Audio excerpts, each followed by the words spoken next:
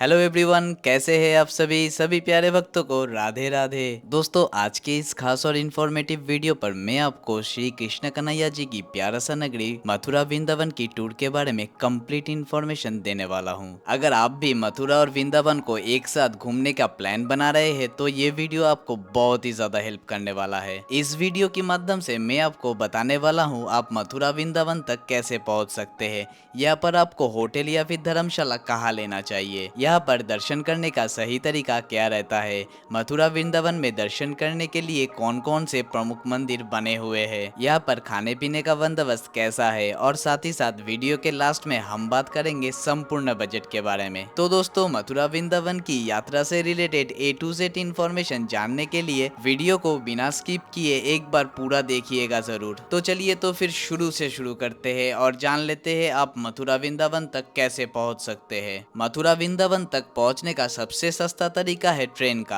आपको देश की हर एक प्रमुख शहर से मथुरा रेलवे स्टेशन तक के लिए डायरेक्ट ट्रेन मिल जाता है। अगर आप अपना यात्रा फ्लाइट के माध्यम से प्लान कर रहे हैं तो मथुरा का सबसे नियरेस्ट एयरपोर्ट आगरा में है। यहाँ से मथुरा का डिस्टेंस लगभग 50 किलोमीटर का है। आगरा तक पहुँचने के बाद आप बस या फिर टैक्सी के माध्यम से मथुरा तक बहुत ही आराम से पहुँच सकते हैं। दोस्तों, मथुरा और वृंदावन यात्रा करने वाले हर एक यात्री के मन में पहला सवाल यही आता है कि हम पहले कहाँ जाए, मथुरा या फिर वृंदावन। दोस्तों, मैं आपको रिकमेंडेड करूंगा आप सबसे पहले प्रेम की नगरी वृंदावन को घूम के देख लीजिए, उसके बाद आपका यात्रा मथुरा पर जाकर समाप्त कर सकते हैं। मथुरा रेलवे स्टेशन के बाहर से आपको ऑटो या फिर ई रिक्शा मिल जाता है। आपको वृंदावन तक छोड़ने के लिए 20 से 30 रुपये का किराया पर पर्सन के हिसाब से लेते हैं। दोस्तों, यहाँ पर आप एक बात याद रखिएगा जरूर कि आपका ट्रेन अगर रात में मथुरा पहुँचता है तो आपको रेलवे स्टेशन पर ही विश्राम लेना है एंड नेक्स्ट डे मॉर्निंग आप मथुरा के लिए जा सकते हैं, क्योंकि रात 9 बजे के बाद मथुरा में सब कुछ बंद हो जाता है। तो चलिए अब हम लोग बात कर लेते हैं होटल या फिर धर्मशाला के बारे में। दोस्तों, आप चाहे तो श्री बांके बिहारी मंदिर के सामने रुक सकते हैं या फिर प्रेम मंदिर के सामने भी रुक सकते हैं। दोनों जगह पर ही आपको बहुत सारे होटल या फिर धर्मशाला देखने को मिल जाता है। यहाँ पर धर्मशाला आपको 600 से 1000 रुपये तक के अंदर मिल जाता है। होटल के बारे में बात करें तो यहाँ पर आपको होटल 1000 रुपये से शुरू होकर 1500 रुपये के अंदर बहुत सारे मिल जाते हैं। दोस्तों, अगर आप किसी फेस्टिवल जैसे कि होली या फिर जन्माष्टमी पर आने का प्लान बना रहे हैं तो आप कोशिश कीजिएगा ऑनलाइन से एडवांस पर ही बुकिंग कर लेने की, क्योंकि फेस्टिवल के टाइम पर यहाँ पर बहुत ही ज्यादा भीड़ भाड़ हो जाता है। तो चलिए अब हम लोग बात कर लेते हैं दर्शन के बारे में। दोस्तों, अगर आप सुबह 9 बजे के अंदर अपना दर्शन स्टार्ट कर सकते हैं तो आप सबसे पहले जाइए बांके बिहारी मंदिर के साइड में जितने भी सारे मंदिर है उनको दर्शन करने के लिए। उसके बाद शाम के वक्त आप चले जाइए प्रेम मंदिर के साइड में जितने भी सारे मंदिर है सभी को दर्शन करने के लिए, क्योंकि शाम को लाइट में प्रेम मंदिर का खूबसूरती और भी बढ़ जाता है। दोस्तों, वृंदावन में सभी मंदिरों को खुलने और बंद होने का एक फिक्स टाइम है। जैसे कि वृंदावन में सभी मंदिर सुबह 7:30 बजे के अंदर खुल जाता है और दोपहर को 1 बजे के अंदर फिर से बंद हो जाता है, और फिर शाम 4 बजे को खुलता है एंड रात 8 बजे को बंद हो जाता है। तो यहाँ पर आप टाइमिंग का विशेष ध्यान रखिएगा जरूर। आप सबसे पहले चले जाइए श्री बांके बिहारी मंदिर को दर्शन करने के लिए। मंदिर तक पहुँचने के लिए आपको मार्केट के ऊपर से गुजरना पड़ता है।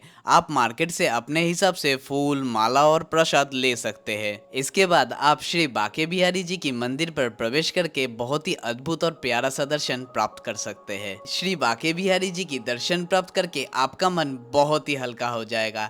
बांके बिहारी जी आप सभी का मनोकामना जरूर पूरा करेगा। तो यहाँ पर दर्शन करने के बाद आप चले जाइए वृंदावन की और भी बाकी प्रमुख मंदिरों पर दर्शन करने के लिए। दोस्तों, वैसे तो यहाँ पर 5000 से भी अधिक मंदिर है, लेकिन आप कोशिश कीजिएगा सिर्फ प्रमुख मंदिरों पर ही दर्शन करने के लिए। श्री बांके बिहारी जी की मंदिर के सामने मार्केट से थोड़ा आगे जाकर राधा वल्लभ जी का भी मंदिर है, आप वहाँ पर भी दर्शन करने के लिए जरूर जाइएगा। दोस्तों, ये मंदिर भी वृंदावन का बहुत ही प्राचीन और अलौकिक मंदिरों में से एक है। आपको यहाँ पर श्री राधा वल्लभ जी का दर्शन प्राप्त होगा। इसके बाद आप चले जाइए राधा दामोदर जी की मंदिर को दर्शन करने के लिए।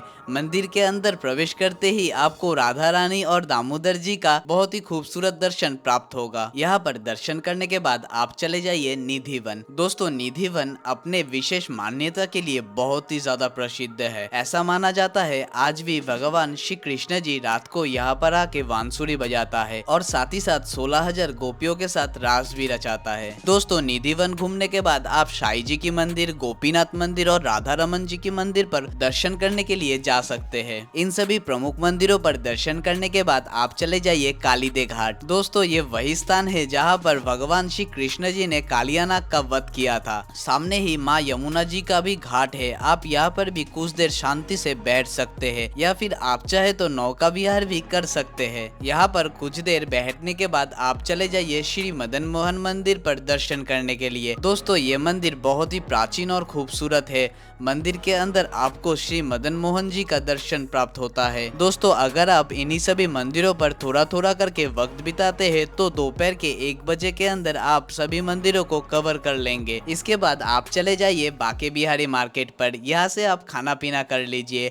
यहाँ पर आपको बहुत सारे फेमस दुकान देखने को मिल जाता है, जैसे कि वृंदावन की फेमस मुकेश की लस्सी एंड देसी घी में बने टिक्की के साथ भी आप मजा ले सकते हैं। यहाँ पर आपको खाने पीने में कोई दिक्कत नहीं होगा। खाना पीना करने के बाद आप थोड़ा रेस्ट ले लीजिए एंड शाम को 3:30 से 4 बजे के अंदर आप चले जाइए प्रेम मंदिर के साइड में जितने भी सारे मंदिर है सभी को दर्शन करने के लिए। बाके बिहारी चौराहे से आपको ऑटो मिल जाता है। 30 से 40 रुपये का किराया देकर आप सबसे पहले चले जाइए वैष्णो देवी धाम माता रानी की दर्शन करने के लिए। मथुरा की वैष्णो देवी धाम मंदिर बहुत ही विशाल होने के साथ साथ बहुत ही प्यारा बना हुआ है। यहाँ पर आपको माता वैष्णो देवी जी का एक विशाल मूर्ति देखने को मिल जाता है जो कि एक विशाल गुफा के ऊपर विराजमान है। गुफा के अंदर भी माता रानी का बहुत ही खूबसूरत मंदिर बना हुआ है। तो दोस्तों यहाँ पर दर्शन करने के बाद आप चले जाइए प्रेमाकांतेजू मंदिर पर दर्शन करने के लिए। ये मंदिर भी बहुत ही प्यारा बना हुआ है। आप यहाँ पर भी दर्शन कर सकते हैं। इसके बाद आप चले जाइए वृंदावन की सबसे प्रसिद्ध मंदिर प्रेम मंदिर में। दोस्तों प्रेम मंदिर बहुत ही खूबसूरत होने के साथ साथ बहुत ही अलौकिक भी है। वृंदावन आए हुए सभी यात्री यहाँ पर दर्शन करने के लिए जरूर आता है। शाम के वक्त लाइट की वजह से प्रेम मंदिर की खूबसूरती को 4 चांद लग जाता है। आप यहाँ पर कृष्ण कन्हैया जी को कालियानाग के ऊपर नृत्य करते हुए भी देख सकते हैं। इसके साथ साथ यहाँ पर और भी बहुत सारे झांकियां है जिसे देखते हुए आपका वक्त कब बीत जाएगा आपको पता भी नहीं चलेगा। दोस्तों ये मंदिर बहुत ही प्यारा है। शाम के वक्त यहाँ पर दर्शन करने के लिए जरूर जाइए। प्रेम मंदिर पर दर्शन करने के बाद आप चले जाइए स्कॉन टेम्पल। स्कॉन मंदिर के अंदर आपको राधा रानी जी के साथ साथ कृष्ण भगवान का भी दर्शन मिलता है। स्कॉन टेम्पल बहुत ही खूबसूरती के साथ बनाया गया है। आप यहाँ पर जरूर दर्शन करने के लिए आइए,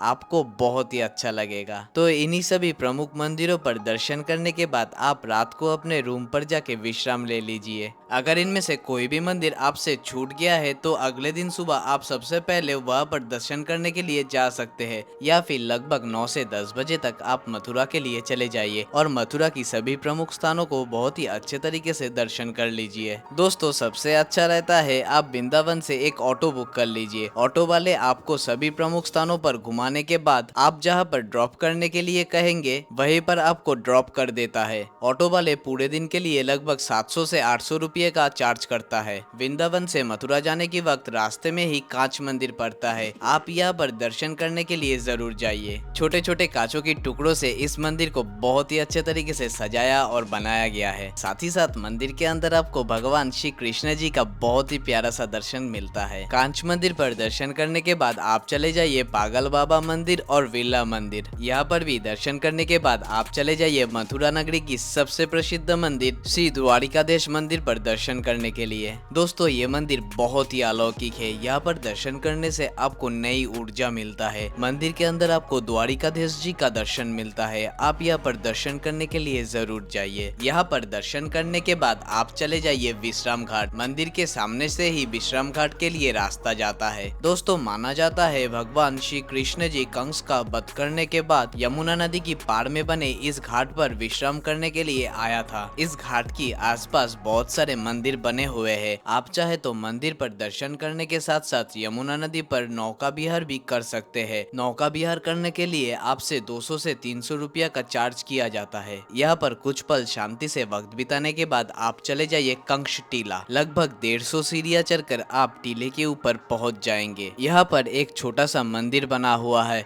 उधर भी आप जरूर दर्शन कीजिए। किले की ऊपर से आपको यमुना नदी और पूरे मथुरा का बहुत ही खूबसूरत नजारा देखने को मिल मिल जाता है। दोस्तों आप चाहे तो यहाँ पर भी दर्शन करने के लिए जा सकते हैं। दोस्तों इन सभी जगह घूमने और दर्शन करने के बाद आप चले जाइए प्रभु श्री कृष्ण जी की जन्मभूमि दर्शन करने के लिए। वैसे तो यहाँ पर आप दिन के किसी भी टाइम दर्शन करने के लिए जा सकते हैं, मगर दोस्तों मैं आपको रिकमेंडेड करूंगा आप शाम के वक्त यहाँ पर दर्शन करने के लिए जाइए। ये मंदिर बहुत ही खूबसूरत बना हुआ है, लेकिन लाइट में इस मंदिर की खूबसूरती को चार चांद लग जाता है। दोस्तों मंदिर के अंदर मोबाइल फोन, बैग, कैमरा, जूता के साथ साथ किसी भी तरीके का इलेक्ट्रॉनिक चीज ले जाने की कोई परमिशन नहीं है। तो यहाँ पर आपको लॉकर रूम देखने को मिल जाता है, जहाँ पर आप आपका सारा सामान जमा करने के बाद दर्शन करने के लिए जा सकते हैं। दोस्तों ये मंदिर बहुत ही अलौकिक है। यहाँ पर कई सारे छोटे बड़े मंदिर बने हुए हैं। इन्हीं सभी मंदिरों पर दर्शन करते हुए आप श्री कृष्ण जी की जन्म स्थान तक पहुँच जाएंगे। कारागार के स्वरूप आज भी ये मंदिर बना हुआ है। यहाँ पर दर्शन करने के बाद आप और भी ऊपर जाते हुए मुख्य मंदिर तक पहुँच जाएंगे। साथ ही साथ आपको कृष्ण भगवान जी के साथ राधा रानी जी का भी दर्शन प्राप्त होगा। ऐसे ही आपका मथुरा और वृंदावन की यात्रा समाप्त होता है। इसके बाद अगर आपको आपके शहर के लिए रात में ही कोई ट्रेन मिल जाता है तो आप अपने शहर के लिए वापस रवाना कर सकते हैं। इसके अलावा आप अगर यहाँ पर रुकना चाहते हैं तो आपको मंदिर के सामने बहुत सारे होटल या फिर धर्मशाला मिल जाता है। तो दोस्तों चलिए अब हम लोग बात कर लेते हैं सबसे इम्पोर्टेंट क्वेश्चन बजट के बारे में। दोस्तों मैं मान के चलता हूँ आप कम से कम 2 से 3 लोग यहाँ पर दर्शन करने के लिए जाएंगे ही जाएंगे, और अगर आपका प्लान 2 नाइट 3 डेज का रहता है तो आपका लगभग 3 से 4 हजार रुपये तक का ही खर्चा हो सकता है।